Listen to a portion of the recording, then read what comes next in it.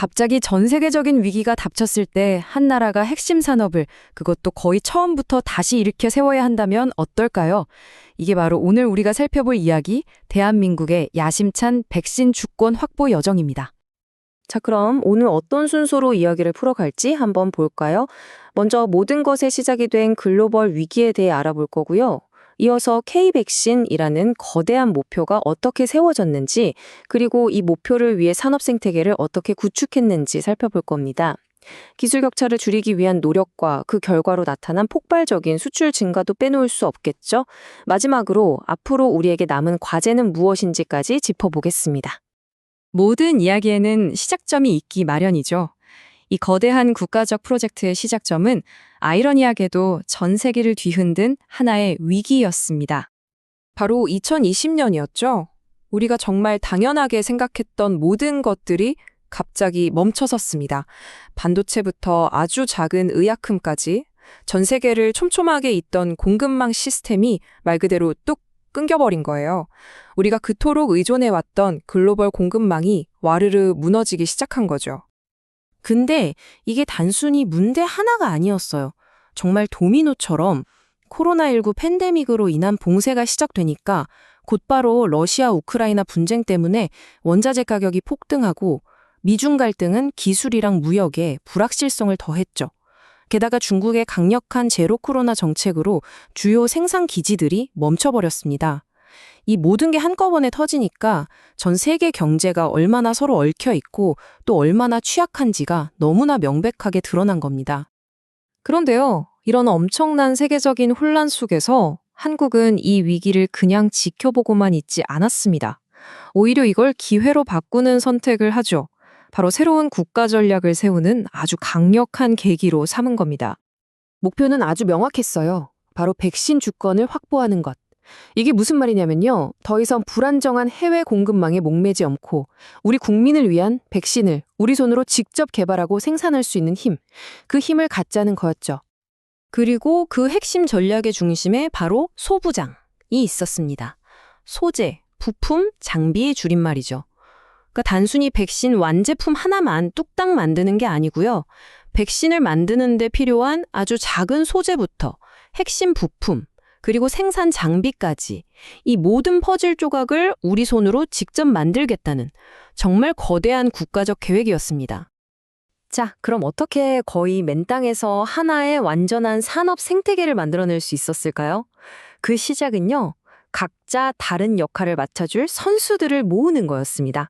마치 드림팀을 꾸리듯이 말이죠. 우선 이 생태계의 중심을 딱 잡아줄 든든한 거인들이 필요했죠.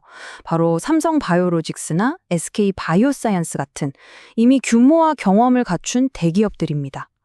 이 회사들이 엄청난 생산 능력으로 전체 생태계에 닷 역할을 해준 겁니다. 그리고 이 거인들 옆에는 작지만 없어서는 안 될 아주 중요한 부품을 만드는 전문가들이 있었습니다. 예를 들면 동신관 유리공업에서 만드는 유리병, 즉 바이알이나 두산의 특수주사기 같은 것들이요. 사실 이런 것들이 없으면 백신을 만들어도 담을 곳도 주사할 방법도 없으니 연구실 밖으로 나갈 수가 없는 거죠. 마지막으로 미래를 책임질 혁신가들이 있습니다. 엠큐렉스나 팜캐드 같은 회사들인데요. 지금 당장은 매출이 거의 없거나 아예 0일 수도 있어요. 하지만 이들은 바로 미래의 판도를 바꿀 mRNA 치료제나 AI 신약 개발 같은 차세대 기술에 도전하고 있는 아주 중요한 플레이어들입니다. 자, 이렇게 드림팀이 꾸려졌습니다. 하지만 이건 시작에 불과했어요. 이제 진짜 가장 큰 장애물, 바로 기술 격차라는 현실과 마주해야 했습니다. 이 숫자를 한번 보시죠. 68.6%. 이게 당시 전문가들이 평가한 우리나라의 백신 기술 수준이었습니다. 기준은 바로 미국이었고요. 그러니까 선진국에 비하면 기술 격차가 꽤 컸다는 걸 알 수 있죠. 그래서 이 격차를 메우기 위한 핵심 과제가 바로 국산화였습니다. 이전까지는 전부 수입에 의존해야만 했던 핵심 원부자재들 있잖아요. 예를 들면 백신 성분을 키우는 세포 배양 배지, 또 mRNA 백신의 핵심인 지질 나노 입자, 그리고 바로 투여할 수 있는 편리한 프리필드 시린지까지. 이런 것들을 이제 우리 기술로 직접 만들자, 여기에 집중한 겁니다. 정말 거대한 도전이었죠. 과연 이게 가능할까 싶었는데요. 하지만 그 결과는 상상 이상으로 극적이었습니다. 결과는 이 그래프가 아주 명확하게 보여줍니다. 보세요. 불과 1년 만에 백신 수출액이 3배 가까이 뛰어올랐습니다. 이건 단순히 돈을 더 벌었다는 의미를 넘어서요. 우리나라의 백신 생산 능력과 세계 시장에서의 위상이 그만큼 엄청나게 커졌다는 걸 의미하는 거죠. 정확한 수치로는 무려 200.8% 성장입니다. 정말 놀라운 숫자죠.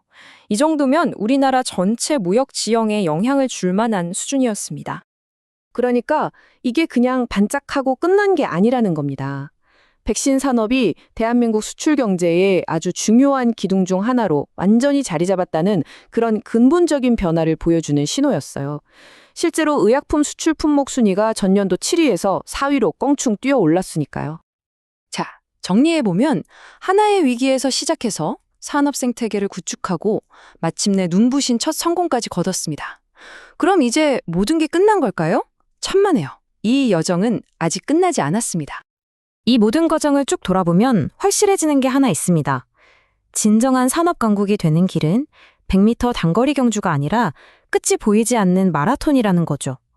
위기를 기회로 바꿔서 놀라운 결과를 만들어낸 건 맞지만 앞으로 계속해서 혁신하고 위기에 대응해야 하는 훨씬 더 긴 경주가 남아있는 셈입니다. 결국 이 모든 이야기는 우리에게 마지막으로 이런 질문을 던집니다. 우리가 사는 이 초연결 시대에 산업 주권이라는 건 과연 뭘까요? 모든 걸 우리 손으로 다 만드는 완벽한 자급자족이 최종 목표일까요? 아니면 필요할 때 우리가 원하는 파트너를 당당하게 선택할 수 있는 힘을 기르는 것이 진짜 목표일까요? 한번 생각해 볼 문제인 것 같습니다.